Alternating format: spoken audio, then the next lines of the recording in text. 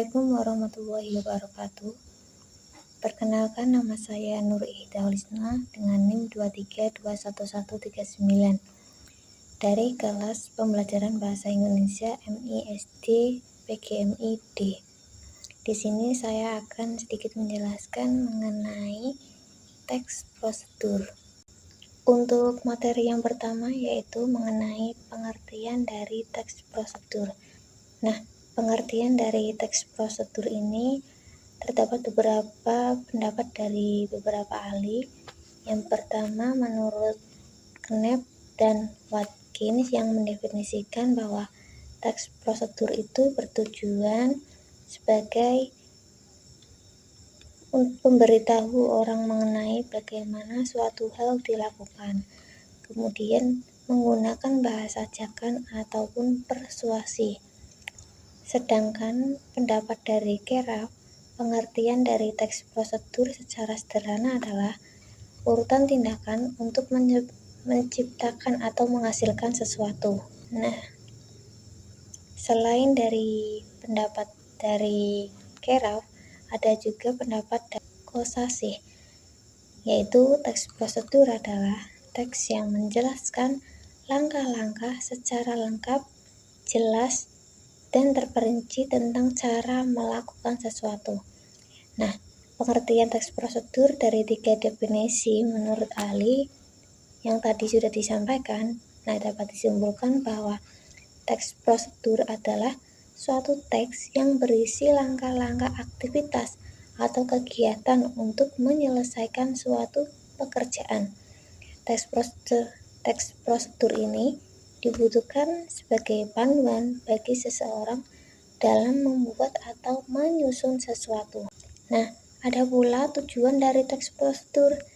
Nah, jadi seperti definisinya, tujuan dari teks prosedur adalah memberikan petunjuk bagi pembacanya tentang langkah-langkah secara urut dalam melakukan aktivitas atau menyelesaikan sesuatu.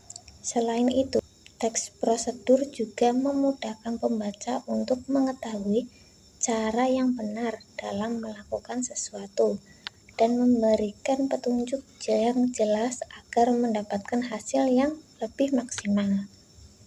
Kemudian ada juga struktur dari teks prosedur. Nah, dalam penyusunannya, struktur teks prosedur ini terbagi menjadi 4 bagian, yaitu yang pertama ada tujuan, material, langkah-langkah, penyusunan atau pengerjaan, dan penegasan ulang ataupun yang pertama yaitu tujuan. Nah, pada awal pembuatan teks prosedur, penulis biasanya memberikan penjelasan terkait tujuan dalam penyusunan teks prosedur. Hal ini juga bisa menginformasikan hasil akhir yang akan dicapai. Yang kedua ada material. Nah, material ini merupakan hal-hal apa saja yang perlu dipersiapkan dan yang dibutuhkan dalam pelaksanaan ataupun pembuatan kegiatan tersebut. Nah, pada bagian ini berisi informasi tentang alat ataupun bahan yang dibutuhkan dalam pelaksanaan kegiatan itu. Kemudian yang ketiga ada langkah-langkah. Pada bagian ini menjelaskan tentang proses ataupun tahap yang harus dilakukan demi mendapatkan hasil yang maksimal sesuai dengan tujuan dari teks prosedur. Untuk langkah-langkah sendiri yang dibuat itu harus secara berurutan.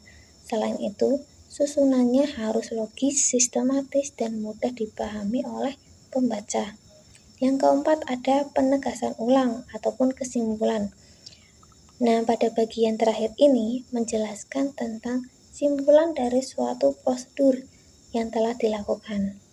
Pada bagian ini juga bersifat opsional, yakni boleh ada dan boleh tidak ada dalam suatu teks prosedur. Kemudian ada ciri-ciri dari teks prosedur. Sama halnya dengan teks yang lain, bahwa teks prosedur ini memiliki beberapa ciri, antara lain yang menggunakan kalimat perintah, terdapat panduan yang harus dilakukan, menggunakan kata kerja aktif, menggunakan konjungsi ataupun kata hubung, terdapat aturan dalam hal bahan ataupun kegiatan. Menggunakan kata keterangan untuk menyatakan rincian waktu, tempat, dan cara. Terdapat isi kegiatan yang dilakukan secara urut. Yang selanjutnya ada jenis-jenis dari teks prosedur. Yang pertama, ada teks prosedur sederhana. Nah, teks prosedur sederhana ini hanya berisi 2 atau 3 langkah saja. Contohnya, prosedur untuk mengoperasikan setrika. Yang kedua, ada teks prosedur kompleks. Teks prosedur kompleks ini terdiri atas banyak langkah dan jenjang untuk tiap tahapannya. Contohnya, teks prosedur kompleks adalah cara pembayaran tilang oleh polisi. Yang ketiga, teks prosedur protokol. Nah, teks prosedur protokol ini merupakan teks prosedur yang langkah-langkahnya bisa dibolak-balik, tapi tujuannya tetap bisa tercapai. Contohnya, cara memasak mie instan. Kalau kalian ingin menyusun teks prosedur, pastikan menggunakan struktur tersebut ya, karena struktur teks prosedur yang lengkap akan membuat arahannya menjadi jelas dan bisa membantu pembaca dalam memahaminya. Selanjutnya ada kaidah kebahasaan dari teks prosedur. Untuk menyusun sebuah teks prosedur diperlukan kaidah kebahasaan yang tepat agar sesuai dengan fungsinya. Nah, berikut ini adalah beberapa kaidah kebahasaan yang umum digunakan dalam penulisan jenis teks prosedur. Yang pertama ada kalimat. Pada teks prosedur, kalimat-kalimat yang digunakan dapat dikategorikan dalam 3 bagian. Nah, kalimat tersebut itu diantaranya ada kalimat imperatif. Kalimat imperatif ini merupakan kalimat yang mengandung perintah. Kalimat imperatif ini ditandai dengan adanya hal yang harus dikerjakan untuk yang merujuk pada perintah dalam. Pada jenis kalimat ini, tanda seru digunakan untuk mengakhiri ungkapan ataupun pernyataan. Yang kedua ada kalimat deklaratif. Kalimat ini dikenal dengan kalimat yang sifatnya lebih memberikan informasi dan sering juga disebut sebagai kalimat pernyataan. Pada kalimat ini, tanda baca titik digunakan untuk mengakhiri kalimat tersebut. Kemudian ada kalimat interrogatif. Kalimat ini digunakan untuk mencari informasi dengan memberi pertanyaan. Oleh karena itu, di akhir kalimat interrogatif diberikan tanda baca, tanda tanya. Kemudian ada konjungsi. Konjungsi juga sering kita sebut sebagai kata penghubung. Dalam teks prosedur, konjungsi yang kita bahas ini terdiri dari 2 macam, yaitu yang pertama konjungsi persyaratan. Konjungsi persyaratan adalah kata penghubung yang menyatakan syarat. Contohnya seperti jika, bila, andai, dan kalau. Kemudian ada konjungsi temporal. Jenis konjungsi temporal ini sifatnya merupakan kata penghubung yang menandai urutan waktu. Contohnya seperti lalu dan kemudian. Kemudian ada numeralia.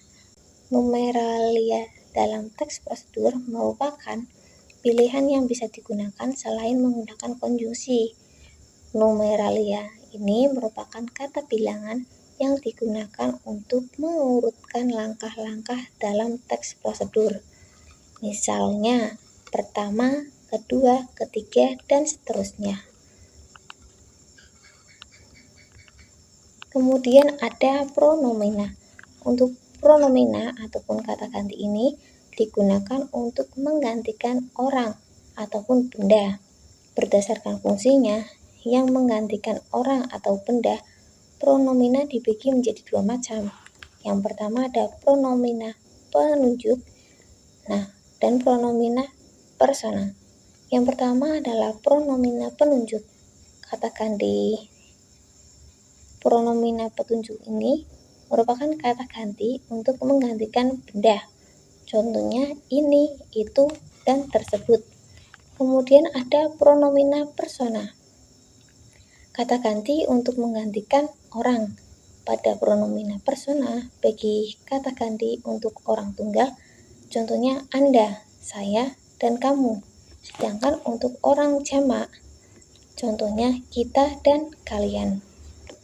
Materi yang selanjutnya yaitu cara membuat teks prosedur. Untuk membuat teks prosedur yang benar harus memuat struktur dan kaidah kebahasaan yang sudah dijelaskan tadi. Nah, kamu bisa menerapkan langkah-langkahnya seperti berikut ini ya. Jadi yang pertama ada judul. Untuk menarik perhatian pembaca, kamu harus membuat judul yang menarik. Judul harus memuat prosedur apa yang akan kamu tunjukkan dalam teks. Misalnya cara membuat pot bunga dari limbah kertas. Yang kedua ada tujuan. Setelah kamu menuliskan judul, tuliskan secara singkat tujuan dari teks prosedur ini. Hal ini untuk menunjukkan pembaca apa yang akan dibuat atau dilakukan. Dalam tujuan, kamu harus menyebutkan secara gamblang hasil akhir yang akan didapatkan. Yang ketiga ada alat dan bahan. Bagian ini bersifat opsional, bisa ada ataupun tidak. Ketika kamu menjelaskan prosedur tentang cara membuat sesuatu, tentu harus ada alat dan bahan. Tapi saat kamu ingin membuat teks prosedur tentang cara melakukan sesuatu yang memang tidak membutuhkan alat dan bahan, bagian ini tidak harus ada. Kemudian ada langkah-langkah. Nah, ini bagian yang paling utama. Kamu harus bisa menjelaskan secara kronologis atau berurutan langkah-langkah yang harus dilakukan. Biasanya, langkah-langkah ini dijelaskan dalam bentuk poin ataupun penomoran. Yang terakhir ada penutup ataupun kesimpulan. Bagian penutup atau kesimpulan juga bersifat opsional. Penulis biasanya ditulis untuk menyimpulkan tujuan akhir dari teks prosedur yang sudah dibuat. Sekian dari saya, kurang lebihnya mohon maaf. Wallahul muwaffiq ila aqwamit thoriq. Wassalamualaikum warahmatullahi wabarakatuh.